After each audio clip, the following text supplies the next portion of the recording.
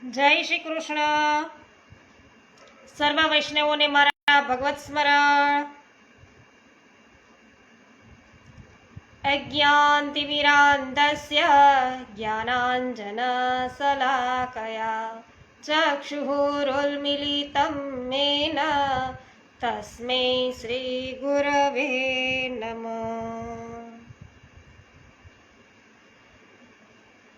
શ્રી વલ્લભાધીશ કી જય.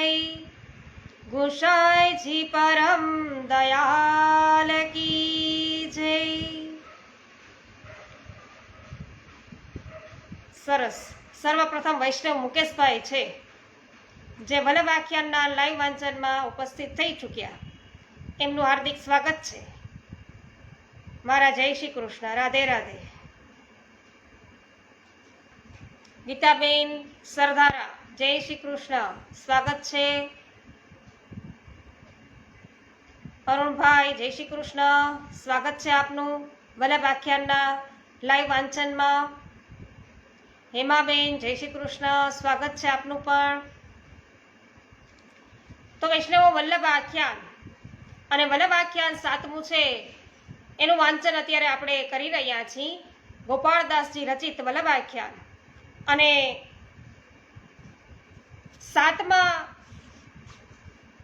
આખ્યાનમાં 7મી કડી આજે આપણે જોઈશું. કાલે જોયું હતું કે ન હોય હુઓ ન હોય એ રૂપ સમ.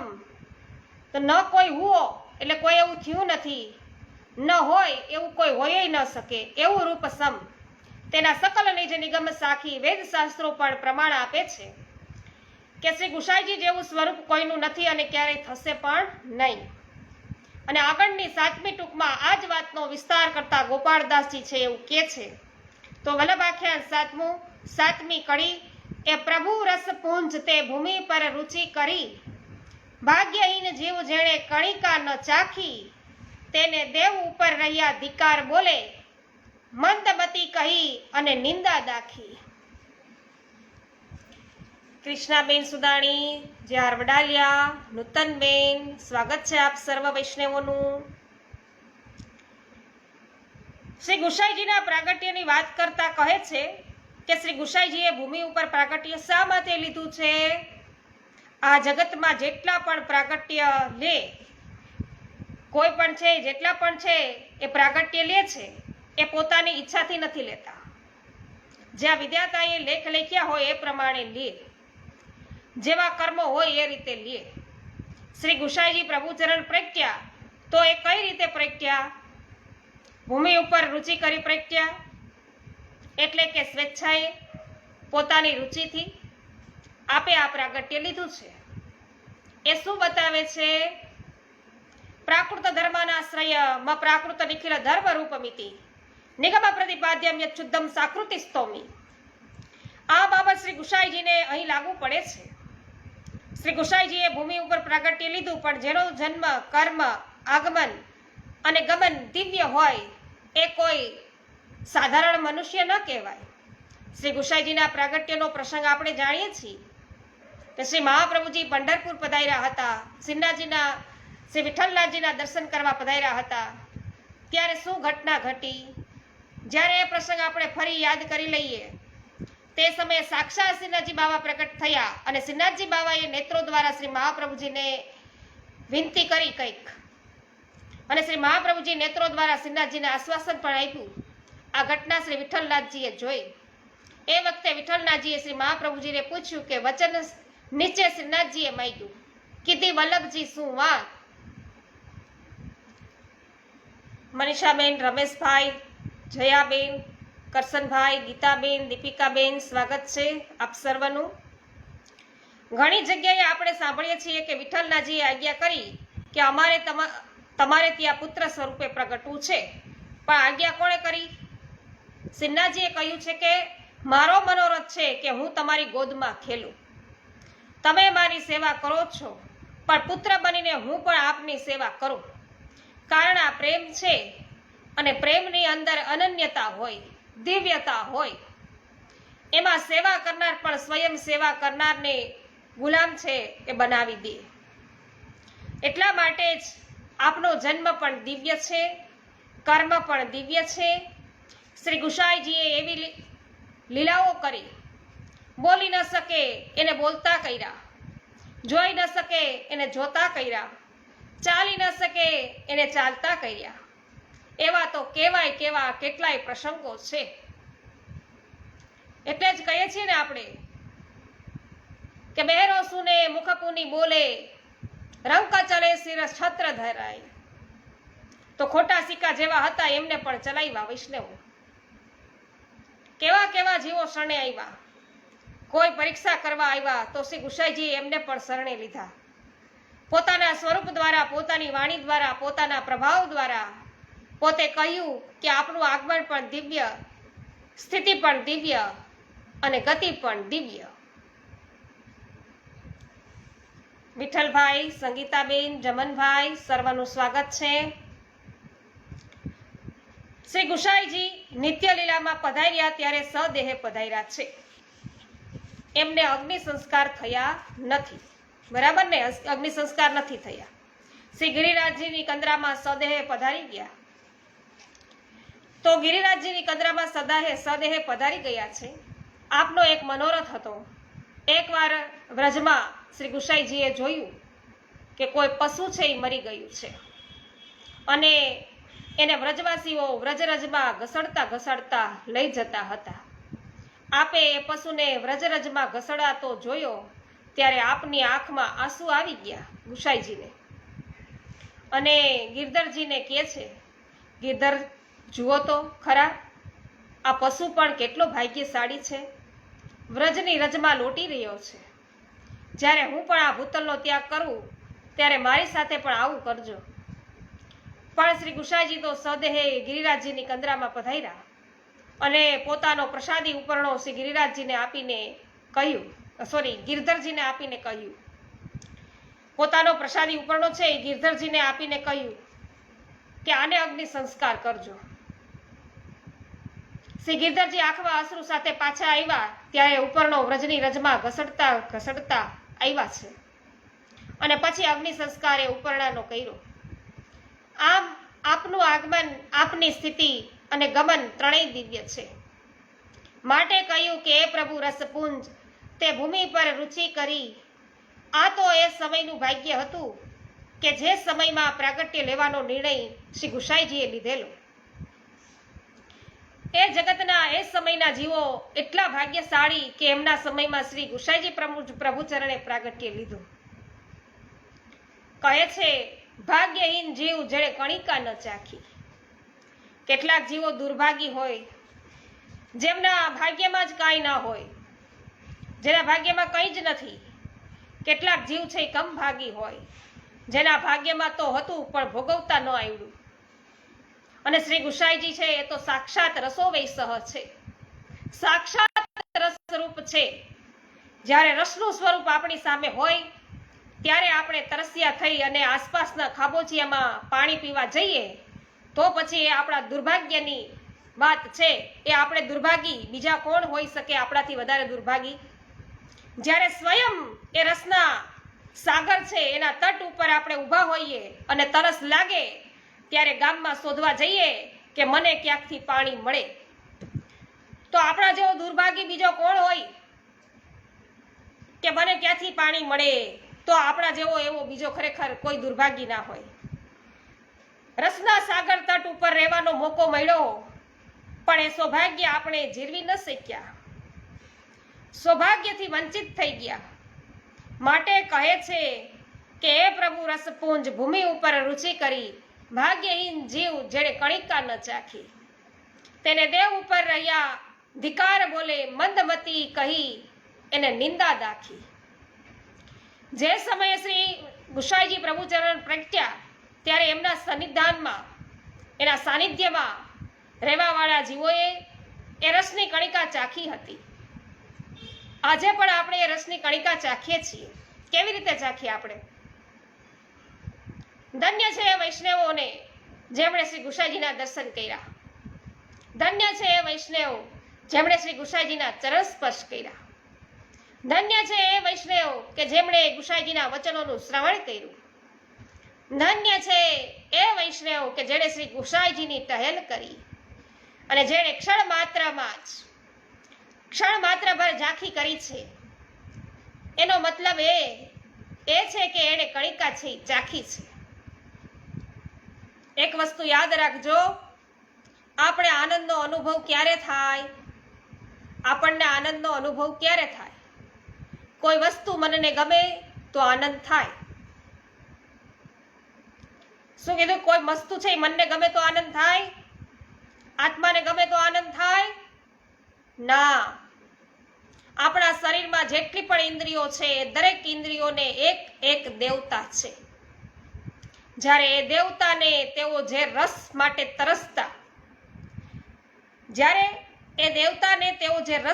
તરસતા, હોય એ રસ મળે ત્યારે પ્રસન્ન થાય.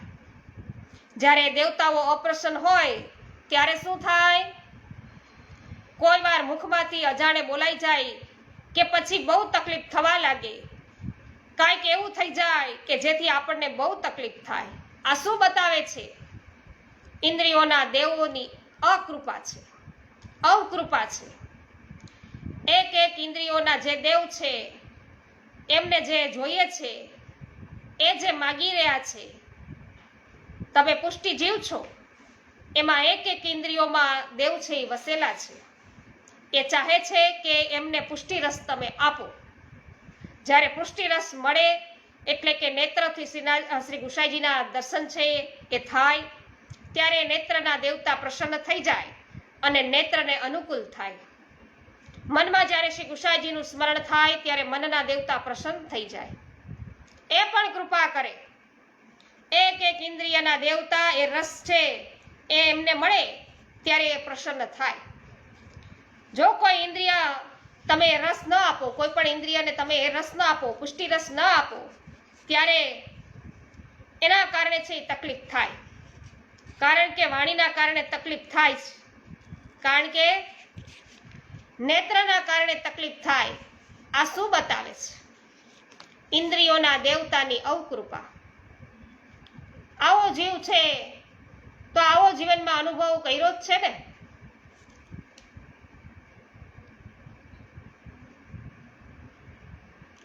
ગજેરા પરેશભાઈ, રંજનબેન, મિત્તલબેન, ગિરીશભાઈ, સૂર્યકાંતભાઈ, સવિતાબેન કે શાંગાણી, દિનેશભાઈ, મનીષાબેન, પ્રવીણભાઈ, પ્રફુલ્લાબેન છે, સરસ, ગીતાબેન, પાવતીબેન, ભાવનાબેન અને રેખાબેન, સર્વ વૈષ્ણવોનું સ્વાગત છે વલ્લભ આખ્યાનના લાઈવ વાંચનમાં. દીપકભાઈ, આપનું પણ હાર્દિક સ્વાગત છે. કંઈક બોલાઈ ગયું અને પછી કેટલીય ચોખવટ કરવી પડી. આ શું બતાવે છે? એવું કંઈક આપણાથી થઈ ગયું, જોવાઈ ગયું, સંભળાઈ ગયું કે પાછળથી ઉદ્વેગ થાય. આ શું બતાવે છે? દેવતાની અવકૃપા. પણ જ્યારે દર્શન કરીએ, નેત્રના દેવતા છે પ્રસન્ન થાય, મુખથી ગુણગાન કરીએ, જીભના દેવ છે પ્રસન્ન થાય. જ્યારે એક ઇન્દ્રિય શ્રી ગુસાઈજીનું સ્મરણ કરે, એક દેવતા છે પ્રસન્ન થાય, ત્યારે આપણને આનંદનો અનુભવ થાય. આજે પણ જ્યારે આપણે શ્રી ગુસાઈજીના બેઠકમાં જઈએ, શ્રી ગુસાઈજીના દર્શન કરીએ, તો આપણને આજે પણ એ રસની કણિકાનો અનુભવ મળે.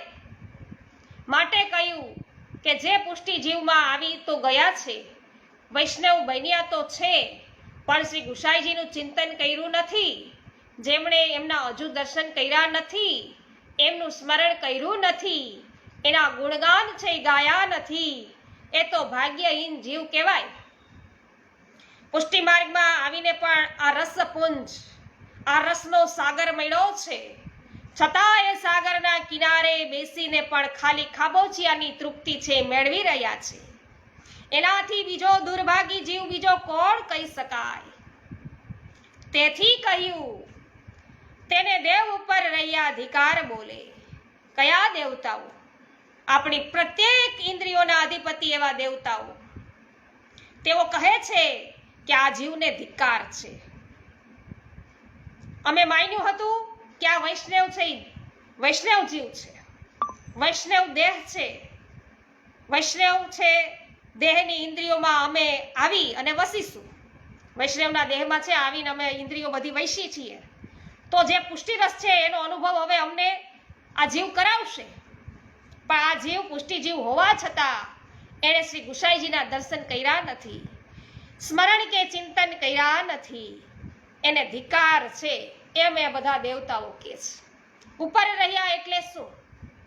દેવતાઓ કહે છે કે હમણાં સુધી અમે આની દરેક ઇન્દ્રિયોમાં રહ્યા હતા, એની રક્ષા કરતા હતા. હવે અમે એને છોડી અને પાછા જઈએ છીએ. બધા જ દેવતાઓ આમ ઇન્દ્રોનું આધિપત્ય છોડી અને ઉપર પાછા જાય. ત્યારે જતા જતા કહી જાય કે આ જીવને ધિકાર છે. એના દેહની અંદર અમે જે વિચાર કરીને રહ્યા હતા એ જીવ પુષ્ટિ રસનો અનુભવ કરશે અને અમને કરાવશે, પણ એ પોતે તો શુષ્ક રહ્યો, અભાગ્ય રહ્યો અને અમને પણ દુર્ભાગી બનાવ્યા. આમ દેવતાઓ અંદર રહીને નથી થતી એમને જ્યારે કાંઈ અનુભવ રસનો, પુષ્ટિ રસનો, તો આમ દેવતાઓ અંદર રહીને નથી બોલતા, પણ છોડીને જાય છે ત્યારે ધિકાર છે તને એમ કહેતા જાય છે. ઉપરથી મંદમતી કહી અને નિંદા દાખે. જીવને મંદમતી કહે છે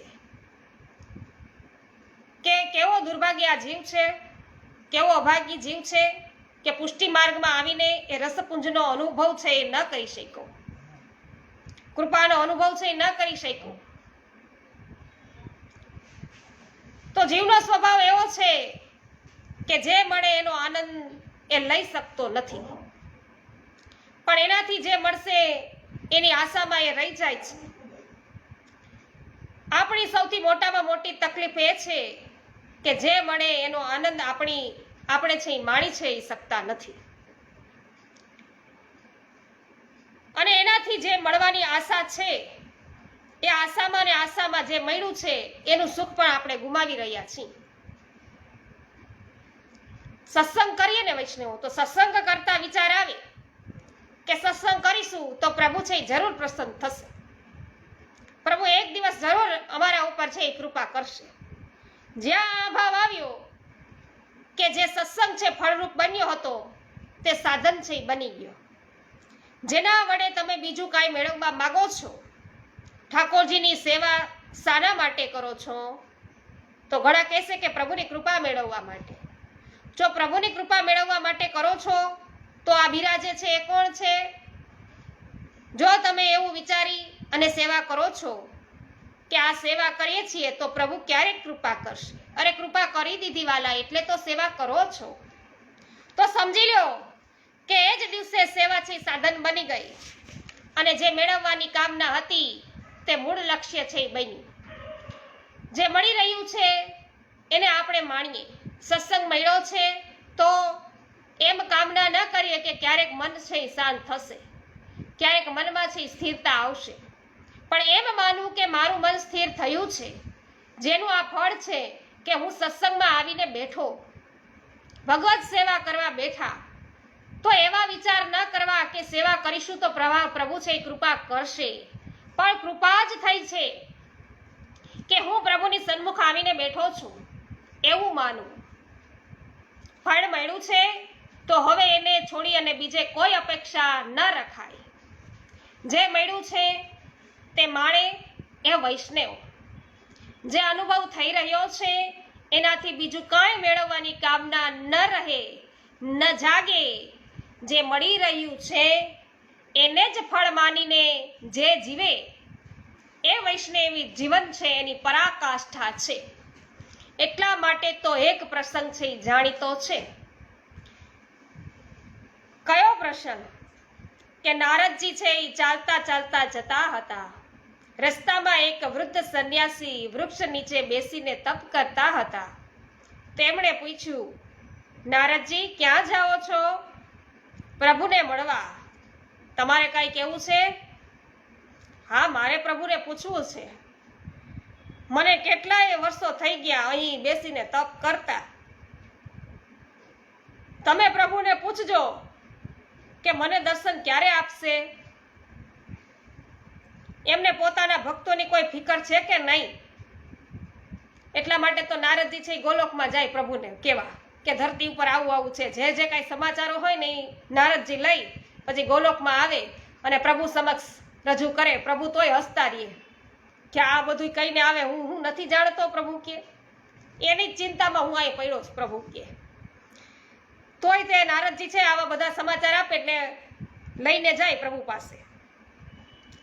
એટલે અહીંયા કીધું કે પ્રભુને ભક્તોની કોઈ ફિકર છે કે નહીં એમ પૂછજો તો ખરા જરાક. ઠીક છે, પૂછતો આવીશ કઈ. અને નારદજી તો આગળ ગયા અને રસ્તામાં એક બીજો સંન્યાસી મળ્યો. એ યુવાન હતો, નાચતો હતો ને ગાતો હતો. તો ક્યારેક હે શ્યામ સુંદર કહેતો અને એની આંખમાં દળદળ આંસુ પડતા હતા. ક્યારેક મુક્ત કંઠે પ્રભુના ગુણગાન છે એ ગાવા માંડતો. નારદજી પૂછે છે કે આ શું કરે છે તું? અરે હું તો પ્રભુના ગુણગાન ગાઉં છું. હું પ્રભુની પાસે જઈ રહ્યો છું. તારે કઈ પ્રભુને પૂછવાનું છે? ના, મને પ્રભુએ જે આપ્યું છે એમાં એટલું સુખ છે, આનંદ છે કે પ્રભુને કાંઈ પૂછવાની કે પ્રભુને કાંઈ પામવાની, મને પ્રભુથી કાંઈ પણ પામવાની મને હવે તમન્ના જ નથી. જો ભાઈ, હું પ્રભુ પાસે જાઉં છું. પેલા વૃદ્ધ સંન્યાસી છે એને મને પૂછાવડાવ્યું છે પ્રભુ પાસે કે પ્રભુ ક્યારે દર્શન આપશે. તારે નથી પૂછવાનું. મને દર્શનની ફિકર નથી. મને આ જ બધું મળી ગયું છે. શું કહે છે કે મને આમ જ બધું મળી ગયું છે. નારદજીએ વૃદ્ધ સંન્યાસીનો પ્રશ્ન પૂછ્યો તો ભગવાને કહ્યું કે એને કહેજો કે આવતા જન્મે એને મળીશું. શું? આવતા જન્મે હું એને મળીશ પ્રભુ કેમ કહી દેજો. અને પેલા યુવાન સંન્યાસી જે નાચી રહ્યો છે એને કહેજો કે જે વૃક્ષ નીચે ઊભો રહીને એ નાચે છે એ વૃક્ષના જેટલા પાંદડા છે એટલા વર્ષો પછી હું એને મળીશ. અને પાછા આવતા નારદજીએ વૃદ્ધ સંન્યાસી એ જોયા. માળા કરવાનું મૂકીને દોડતા દોડતા એ નારદજી પાસે આવ્યા. બતાવો નારદજી, પ્રભુએ કાંઈ કહ્યું? હા, પ્રભુએ કહ્યું છે કે જે વૃદ્ધ સંન્યાસી બેઠા બેઠા તપ કરે છે એમને મારા દર્શન જરૂર થશે, પણ આ જન્મે નહીં, આવતા જન્મે થશે. સાંભળતા જ ગુસ્સે થઈને સંન્યાસીએ માળા, જપ, પાઠ, પુસ્તકો બધું એક બાજુ મૂકી દીધું અને કહે છે કે આટલું આટલું કર્યું, બધુંય નકામું ગયું, જન્મ આખો વેડફાઈ ગયો હોય. લ્યો, એના કરતાં તો આ યુવા અવસ્થામાં દુનિયા ફરી લીધી હોત તો, માણી લીધી હોત તો કેટલું સારું હતું. આ તો બધી મહેનત માથે પડી, આટલું આટલું તપ કર્યું તો એ કહે છે કે આવતા જન્મે મળે. શું ફાયદો થયો? બધું મૂકીને સંન્યાસી ચાલતા થયા. નારદજી આગળ ગયા. પેલા યુવાન સંન્યાસીને કહે છે કે તારા માટે પ્રભુએ સંદેશો આપ્યો છે કે તું જેની નીચે ઊભો રહીને નાચી રહ્યો છે ને એ વૃક્ષના જેટલા પાંદડા છે એટલા જન્મો પછી તને પ્રભુ મળશે. આ વાત સાંભળી સંન્યાસીના વર્તનમાં કોઈ ફેરફાર ના થયો. એ તો ખુશ થતા કહે છે કે ભલે ભલે, મને પ્રભુ અનેક જન્મો પછી મળે, મને કોઈ ચિંતા નથી. પણ આનંદ એ વાતનો છે કે પ્રભુને મેળવવા માટે હું મથી રહ્યો છું. એ વાતની પ્રભુને ખબર તો પડી છે ને. હું નાચી રહ્યો છું, ગાઈ રહ્યો છું, પ્રભુને પોકારી રહ્યો છું, એમાં મને એટલો આનંદ મળે છે કે ગમે એટલા જન્મો લેવા પડે એની મને ચિંતા નથી.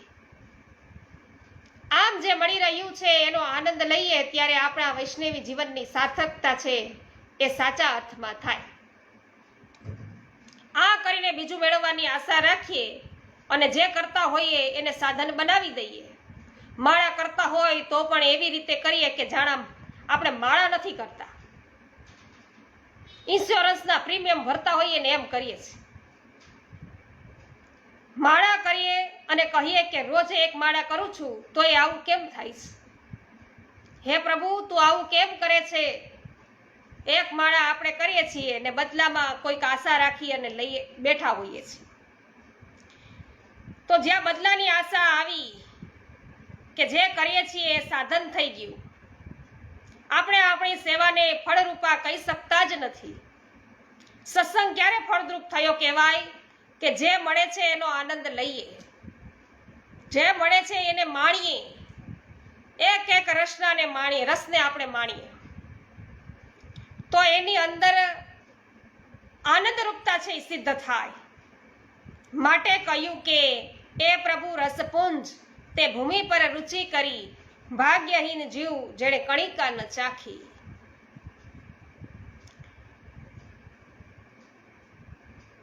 બિહાર દેશના નેભાભાઈ, ચંદ્રિકાબેન, પારુલબેન, સુરેશભાઈ, રાજુભાઈ, સર્વ વૈષ્ણવોનું હાર્દિક સ્વાગત છે.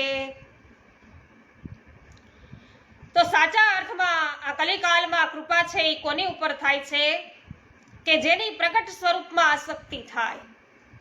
દુર્યોધન પ્રભુનો એટલો જ સગો હતો જેટલો અર્જુન હતો, પણ દુર્યોધન પ્રભુનો ઉપાસક હતો છતાં જે પ્રગટ સ્વરૂપે પ્રભુ પધાર્યા હતા તેનામાં એની આસક્તિ ન હતી. જ્યારે અર્જુનને પ્રભુના એ પ્રગટ સ્વરૂપમાં આસક્તિ હતી માટે કૃષ્ણને એણે દૃઢતાથી પકડી રાખ્યા. રામ છે તો એમના દર્શન છે રાવણે કર્યા, રાવણે છે રામના દર્શન કર્યા અને વિભીષણે પણ કર્યા. રાવણ પણ પ્રભુનો પરમ ભક્ત અને વિભીષણ પણ ભક્ત છે. જેવી કૃપા વિભીષણ ઉપર થઈ એવી કૃપા રાવણ ઉપર થઈ. રાવણે પ્રભુની કેટલી કેટલી સ્તુતિઓ કરી છે, છતાં જેવી કૃપા વિભીષણ ઉપર થઈ એવી કૃપા રાવણ ઉપર કેમ ના થઈ? રાવણ માટે તો સ્વયં ભગવાન ચાલીને કૃપા કરવા આવ્યા, છતાં વિભીષણ ઉપર થઈ એવી કૃપા રાવણ પર કેમ ના થઈ? કારણ કે રાવણને જે પ્રગટ સ્વરૂપે પ્રભુ પગે પધાર્યા હતા તેનામાં આસક્તિ નહોતી. પ્રભુ પોતે રામ સ્વરૂપે અત્યારે પધાર્યા છે, પ્રાગટ્ય રામ સ્વરૂપે કર્યું છે પ્રભુએ, તો એનામાં આસક્તિ ન થઈ એની. તો પ્રભુ છે એ પ્રગટ પધાર્યા હતા, પ્રગટ સ્વરૂપે પધાર્યા હતા, છતાં પણ એમને એમાં આસક્તિ ન હતી. પ્રગટ સ્વરૂપમાં જ્યારે આસક્તિ થઈ જાય ત્યારે એ જીવને કૃપાનો અનુભવ થાય. અને તેથી કહ્યું, તેને દેવ ઉપર રહ્યા ધિકાર બોલે, મંદમતી કહી અને નિંદા દાખી. સામા પ્રભુ હતા તોય ઓળખી ના શક્યા, તોય છતાં એ એમના શરણે ન જઈ શક્યા, ના એમને સ્તુતિ કરી શક્યા, ના એમનું ગાન કરી શક્યા. તો પછી આવા જીવોને છે એ ધિકાર છે. આમ દેવતાઓ એનો ત્યાગ કરી, આજે ઇન્દ્રિયોના દેવતા છે, દરેક ઇન્દ્રિયોના એક એક દેવતા છે, એનો ત્યાગ કરી અને નિંદા કરી અને પોતે પધારી જાય છે, ઉપર રહીને ધિકાર બોલે છે. અને 8મી ટૂંકમાં આ જ વાતને આગળ વધારતા કહે છે કે વિબુદ્ધ વાંચે વાસ વસુમતી ઉપરે, શ્રી વલ્લભ કુંવરની ટહેલ કરવા, ઘોષથી વેગે પાવ ધરિયા ગિરી ભણી, શ્રી ગિરિરાજ ધરણનો તાપ હરવા.